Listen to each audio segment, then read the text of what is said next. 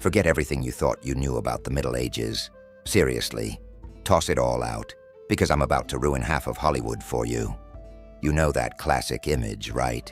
Grimy peasants in muddy streets, knights in clunky armor, and everyone convinced the world is flat. Well, what if I told you almost all of it is a lie? For centuries, we've been fed a version of the Middle Ages that's more fantasy than fact. We call them the Dark Ages, picturing 1,000 years of filth, ignorance, and brutality. But the truth is, the Middle Ages were surprisingly bright. The biggest lie is that very name, the Dark Ages. It was a term coined later by people who wanted to make their own era look better by comparison. In reality, this period was full of innovation, art, and intellectual curiosity. It wasn't a pause button on human progress. It was a complex and dynamic chapter in our history. Let's start with one of the stinkiest myths, that medieval people were disgustingly dirty and never bathed. We imagine them caked in mud, and honestly, can you blame us? Every movie shows it that way. But the archaeological and written evidence tells a completely different story.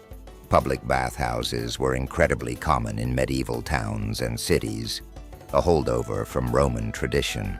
They were social hubs, places to relax, get clean, and catch up on gossip. People bathed regularly, and soap-making was a widespread craft.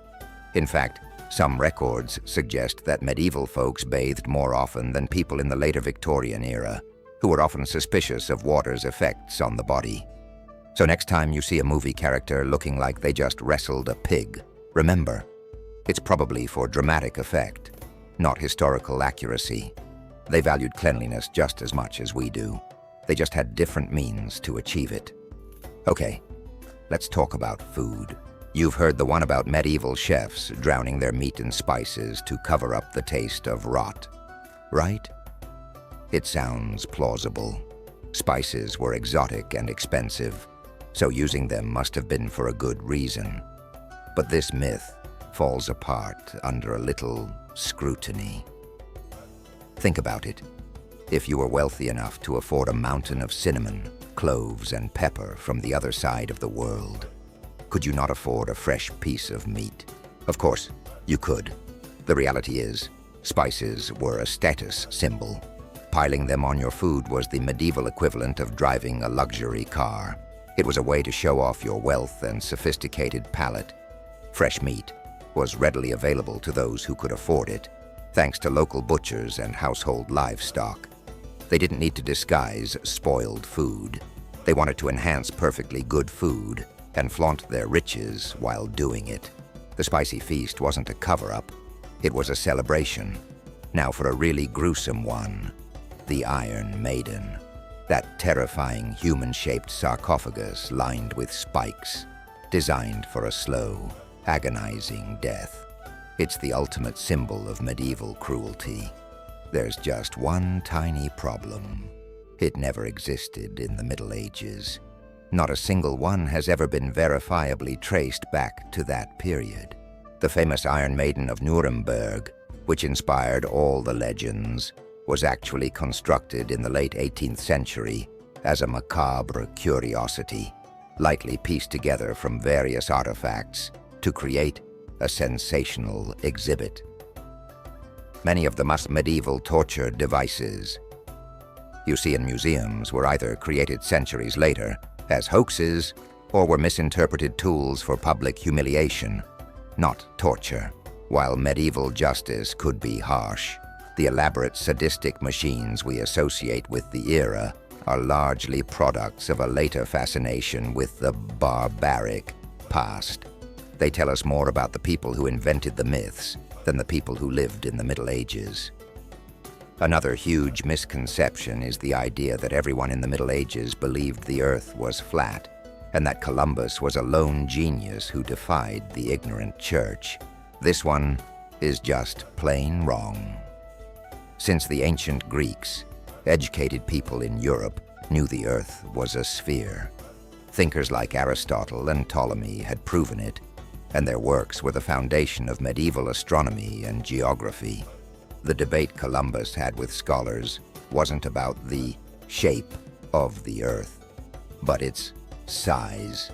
Columbus wildly underestimated the planet's circumference, which is why he thought he could reach Asia by sailing west. The experts were right. He was wrong. He just got lucky and bumped into a whole new continent, the flat Earth. Myth was largely popularized in the 19th century by writers who wanted to create a simple narrative of science triumphing over religion. It's a great story, but it's not true history. Medieval scholars were studying a round globe, not a flat disk. So if they weren't dirty, ignorant, or barbaric, who were the people of the Middle Ages? They were builders, thinkers, artists, and innovators. This was the era that gave us the first universities in places like Bologna, Paris, and Oxford. It was a time of incredible architectural achievement, with the construction of the soaring Gothic cathedrals that still dominate European skylines. These weren't just buildings. They were masterpieces of engineering, mathematics, and artistry that required immense skill and knowledge. The period also saw advancements in agricultural technology, like the heavy plow and crop rotation, which led to population growth. They developed mechanical clocks, eyeglasses, and complex legal systems. Far from being a stagnant backwater, medieval Europe was a place of vibrant intellectual life, trade, and travel. Marco Polo's journeys to China happened in the heart of this era, opening up new worlds and ideas. So, why do we get it so wrong? Why are these myths so persistent? A lot of it has to do with the Renaissance and the Enlightenment. Scholars in those later periods wanted to define their own age as a rebirth of classical knowledge, so they needed a dark age to contrast it with. They painted the preceding millennium as a time of superstition and decline.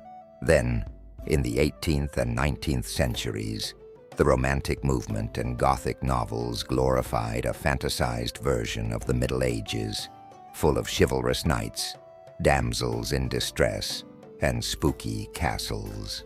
This fictional image was cemented by Hollywood in the 20th century.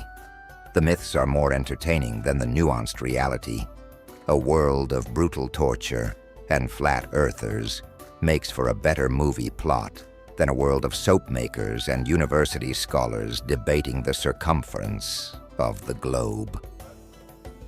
The real Dark Ages weren't the Middle Ages at all. The darkness comes from our own modern ignorance of the period, a darkness created by centuries of myths and misconceptions.